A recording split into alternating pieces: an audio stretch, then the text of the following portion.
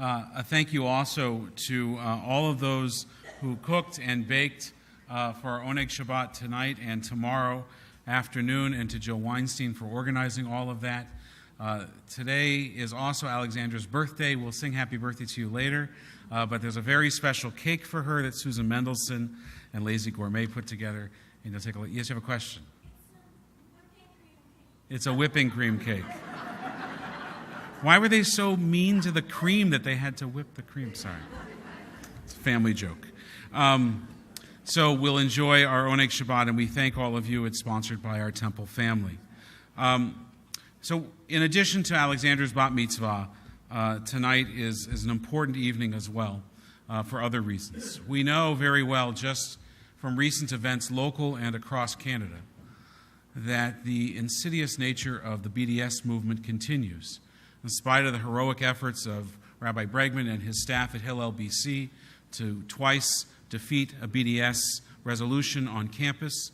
We know even tonight in our city, Roger Waters, who I used to listen to with laser light shows, is speaking out in favor of the BDS movement.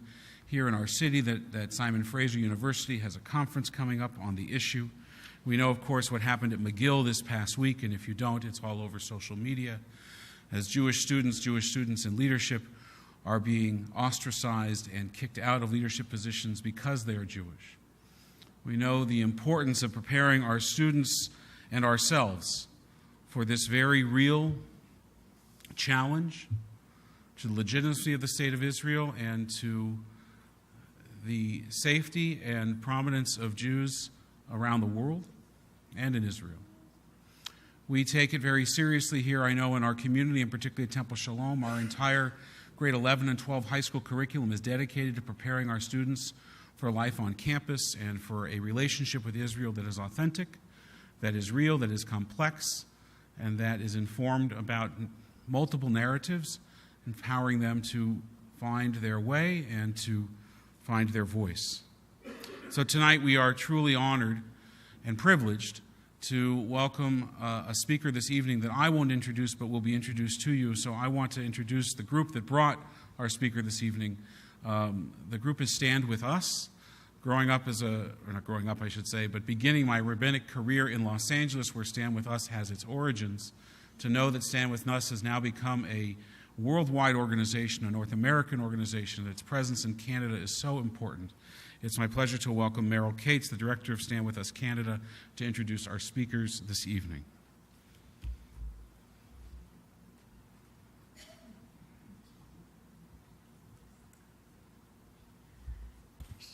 Shabbat Shalom, everyone. Shabbat Shalom. Thank you so much, Rabbi Moskowitz, and thank you, Cantor and Alexandra, for sharing your very special time with us. Mazel tov. What you just said is really heartening to me. I'm the director of StandWithUs Canada. We launched StandWithUs in Canada 4 years ago because there was such a critical need to educate our young people and support Israel on campuses. I'm happy to hear that your grade 11 classes are learning how to do that when they reach campuses. It's pretty frightening. You will hear from our high school coordinator in a moment. To arrive on campus and see the kind of hate and hateful propaganda that's directed at Israel and not have the tools to be able to stand up and have a conversation and have a dialogue about Israel. Not a perfect country, but a normal country. And in the world right now, it's not being treated as a normal country. So we bring programs to campuses across the country that talk about Israel's accomplishments, Israel's achievements, and we prepare our young people to be able to have a conversation about the real tapestry of Israel. And you're about to meet a very incredible young man who's a wonderful representative of that tapestry. Israel, as you know, in this room, I think you do know that Israel is 20% Arab. But when we arrive, our young people arrive on campuses, what they find is that there's been so much misinformation and so many lies that they just believe that it's directed at them. They're marginalized and isolated. And if you did hear anything about McGill this year, Jewish students have been denied leadership in the student union there because of only one reason, because they're Jewish. So we offer education programs, booklets, which I'm happy to share with you at another time. I'll be in touch with Rabbi Moskowitz, and our high school coordinator will be back in Vancouver to meet with you. There is one bright light, and that is that when our students are educated and work together with Hillel and other organizations on campus with the correct resources, they beat BDS. We were in Winnipeg to launch a chapter just a couple of days ago, and the vote came up to boycott Israel on campus, and we defeated the vote. We defeated the BDS motion because the students mobilized, and they had enough knowledge to be able to mobilize their peers to defeat the motion. That's what we need to do. We can't let everyone graduate as they have over the past several years, looking at a country that's being boycotted. So I'd like to introduce Chanel Jacobs, who's our high school coordinator, and thank you so much.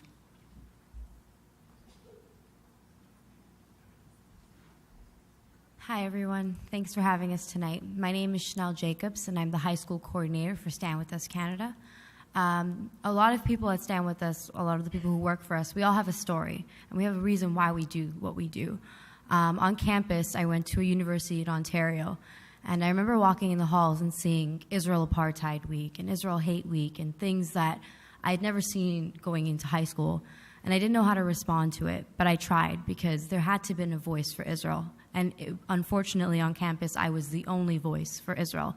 I fought 100 other students for Israel's cause, and I single-handedly defeated BDS. So with this being said, thanks. I decided to put law school on hold for a bit and join Stand With Us Canada so that high school students, before they get to university, they are prepared and they know what they're getting themselves into.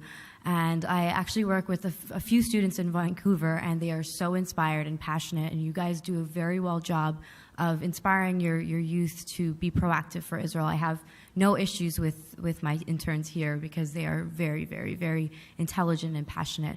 And a lot of what they get from me is the education. And with that being said, education is the roadmap to peace. Our next speaker, who's going to come up now, is Yahya Mahamed. He is from Israel. He grew up not having the proper education to understand what is the conflict really, and really, really had a one-sided opinion of Israel and the conflict. But with education and with following what is the truth, he has changed his perspective, and I'll let him take it away from here. So thank you for having us tonight once again.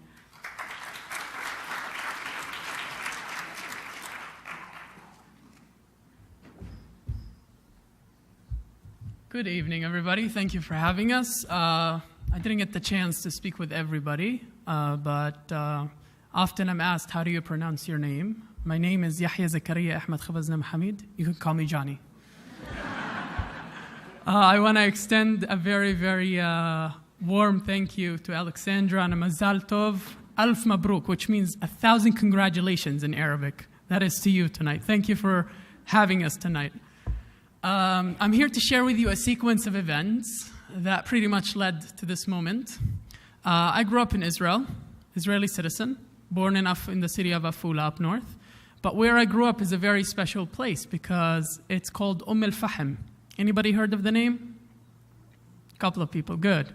al-Fahim is a very special place because not only that, if you come to my town, you'll eat the best hummus in your life, but that town is run by people who call themselves the Islamic movement. Unfortunately, to give you a perspective of who those people are, they were labeled as a terrorist organization by the State of Israel in 2015 because of their fanatic acts and open support of terrorism. That is where I grew up. I grew up being told that I'm going to be treated differently because I'm an Arab, that I'm going to be treated differently by Jewish individuals, by the State of Israel, by anybody outside of my community. And that is what I grew up thinking. I remember vividly a post that I wrote in 2011. after seeing a 4-second video of 3 IDF soldiers pushing a Palestinian woman into a jeep. And I wrote, "This is what's really Israel look like, attacking old men and women. Wow, everyone says that Israel wants peace. There is no peace with Israel. Israel is hell and always will be." That is what I thought in 2011, because of simply where I grew up and the environment that I was being brought up into. Because to give it a perspective, I was waking up in the morning, turning on the television only to hear Al Jazeera, going to hang out with my friends only to hear about politics, going to the mosque only to hear about the recent political decisions that were made. Growing up there was a big challenge, but I didn't realize that it was a challenge until I actually got out in my high school years. Anybody here has been to an Arab town in Israel? Can you recall the name? Al-Fahim. Nice. So my city, like many other Arab towns in Israel, sometimes where our towns are a bit underdeveloped. So finding jobs and job opportunities is a bit challenging. So whenever I found myself in my high school years looking up for a job, I found a job in Tel Aviv, which is 2 hours away from my town. I really enjoyed the bus rides. No. But I remember very vividly on that very specific moment, my first day on the job, I wake up to myself at 6 a.m. in the morning at the back of an Egged bus headed to Tel Aviv, and I think to myself, I'm very nervous. Why? Because I don't speak Hebrew. I'm very nervous because of the stuff that I was being told growing up. And I have no idea what I'm going to be doing in this hotel. I've never seen the hotel. I get the first day, I meet my Jewish coworkers, my Jewish manager. Everything was amazing. The first day was a big success. I didn't know how to feel about it because I remember going back home on the bus, I was thinking to myself, did I just make my first Jewish friends? Because that idea was so foreign to me, living in a place like that. On the very first week, something very, very special happened. It was my first shock, so to speak. It was just before Sukkot. I just finished a 12-hour shift in the hotel. I was very, very tired. And I'm waiting for my bus only to get approached by a person who works for Chabad. And as you can imagine, the first question was, did I put tefillin in the morning? Very dedicated. I love their dedication. But before I could answer the question, he starts telling me how important it is to shake the lulav and to do the blessings and everything, and I have a big smile on my face. I wait for him to finish, and I say, I'm sorry to waste your time, but I'm not Jewish. What he said to me remained with me until today. He said that it doesn't matter if you're Jewish or not. What really matters is that you're a good person. With those very specific words, very simple, they shook the world that I came from, that I thought that it's the truth. And I remember going back home, I was thinking to myself, digesting what just happened. And I think for a split moment, and I say to myself, maybe I should reconsider everything that I was taught about Israel and about the Jewish people. And from that moment, I worked in the hotel for a period of a year. And in that year, the more conversations I have, the more connections I built, the more I realized that it's not a black and white picture that I had in my mind before. That it's so complicated. That I live in a very normal country. Life was great until June of 2014. I had a day off from the hotel. And I wake up to the news of the kidnapping of Iyad, Gilad, and Naftali. May their memory be a blessing.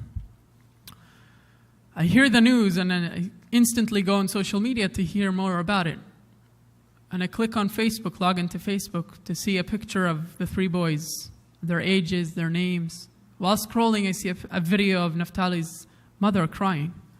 And at that very specific moment, I stop. And I think to myself, I get rushed with emotions. And I think to myself, somebody has to stand up and condemn this. Because we can't stay silent about this. I was thinking to myself, looking at the picture of the boys, today it's those 3 guys. Tomorrow it could be one of my Jewish friends that I've made at the hotel, or even worse, it could be me, because we're all Israelis in their eyes. I found a campaign called Bring Back Our Boys. And the way to participate is you take a picture with the flag of your country or the flag of Israel and you send it to the campaign page. And so I did. I took a picture with an Israeli flag and I sent it to the campaign. And I went to see my grandmother. She made potato kugel. I went to see my grandmother. Little did I know what would happen after. I get a phone call 2 hours later from a blocked number. I answer it only to hear the following words. Yahya, I highly recommend you go to the police. I say, why? Who is this? Who are you calling me from a blocked number telling me this? What's going on? The guy says, I'm the owner of a coffee shop in Al-Fahim, my hometown, and everybody's speaking about you. And they're being really serious. Check your phone. Hangs up. I look at my phone and I see that I have 400 notifications on my phone. And let me tell you, if you have that number, it's either really, really good or really, really bad. I log onto Facebook only to see that the picture that I've taken is being circled all over the Jewish media, the Arab media.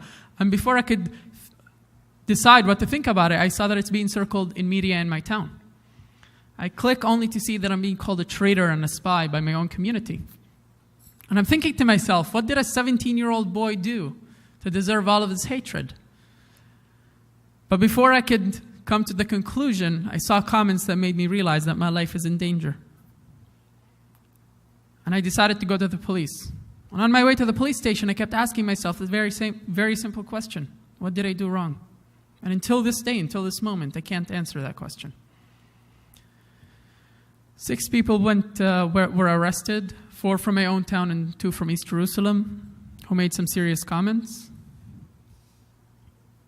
Some of my family members stopped talking to me. Friends stopped talking to me. I had to quit my job because I couldn't walk on the streets, missed my graduation. It was a very hard time. I locked myself in my room for 2 months. But something changed after 2 months. I get a message from StandWithUs. They said, we've heard about what happened with you. Would you like to volunteer? I didn't know anything about StandWithUs. I didn't know what was going on outside of Israel's borders. And then I saw that they're doing outreach in Arabic.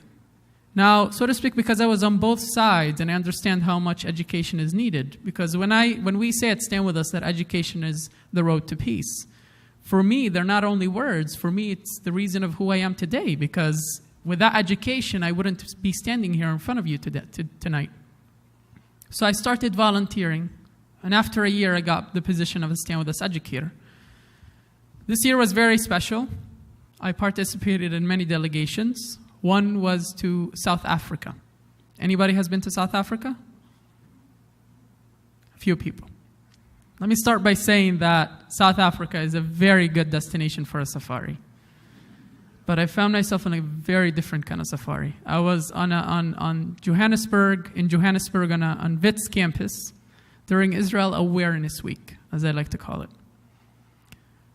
On the very first day, the StandWithUs delegation, the Jewish students on campus, we were physically attacked by the BDS. And in South Africa, it's not like over here in Canada, there is no security, little to no police on campus. The summary of that week was the following. On the very last day of that week, it was very hard. Start working at 6 a.m. in the morning until 6 p.m. The BDS didn't even show up. They raised the white flag and went back home. Because during this week, everything that we would do would anger them because we're showing the truth. We're pushing for peace and coexistence. And they'd get more physical and more violent with us. And your average everyday student that can't point out where Israel is on the map is seeing this. So we were gaining more and more support. And on the very last day, they decided not to show up because they simply do not care. After that, I had a meeting with the leader of the Jewish students. And he said he's been in the university for 3 years now. And every time on that week, the students walk onto campus, take off their kippah, get to class, and then put their kippah back on. On that week when we were there, every single Jewish student was with us, handing out StandWithUs materials, wearing our campaign shirt, and educating others about Israel. We have seen major, major success over there. And hopefully we're going to do it next year. It's really important to find common grounds between people. Because I can guarantee you that talking to your taxi driver about how Israel is automating cars for self-driving isn't a very interesting topic for him. And that is what we've seen in South Africa, where people are very interested in hearing about what they are interested in. That's why we saw great success. Now, I'm often asked a couple of questions when I introduced myself. as a Muslim, Zionist, as an Israeli, Arab, or just as an Israeli or just as a Zionist, it intrigues some questions. But I believe why is the most important question. Why would a 17-year-old boy put his life on the line and endanger his family and live a life where I have to look over my shoulder? Why? Why would I do that? Because I believe. Because sometimes whenever we're speaking about Israel, whenever we're standing up for Israel, we kind of just zoom in on Israel with the little Gaza Strip on the bottom. But sometimes we have to zoom out. Where Israel, this little country in the Middle East that stands for democracy, freedom, and human rights, those three basic values are not very welcomed in the Middle East. That is what we're standing up for. And now, educating others for Israel isn't an easy task. Sometimes we forget that whenever you're standing up, speaking about Israel, not only that you're representing a country of 8 million people, but you're representing 14 million Jews around the world. It's not an easy task, but it must be done. Now, sometimes, to be honest, I'm writing emails at 3 a.m. in the morning. I can barely grasp the change that I'm making in the world, and I ask myself, why am I doing this? And I lose hope. But for a split second, I remember what my mother told me growing up. She said, "As-sakit an al-haq shaytan akhras," means whoever who is silent about what's right is a speechless devil. And that instantly picks me back up. Because we see that change is needed in this world, on the campus, the reality. And sometimes we get the chance to change this, change something in this world. And we say, we don't have time. I don't have time. I got to be with my kids. I got to go to shul. I got to do this. I got to do that. My job is keeping me busy. And we just chug it to the next person. And the next person does the same. It's a never-ending circle. And nobody does anything about it. So it stays the same. So it's very, very important to do something when you see that change is needed. Change comes in many forms. I believe that education is the most essential one. You can build up on it. But it's very important to know what we're standing up for. I'll recall my moment with with the rabbi that approached me. He started his conversation with shalom, a very simple word that we say every day. And he ended it with that sentence. It doesn't matter if you're Jewish. What really matters is that you're a good person. Maybe with your next shalom, you'll be influencing another person like me. Thank you.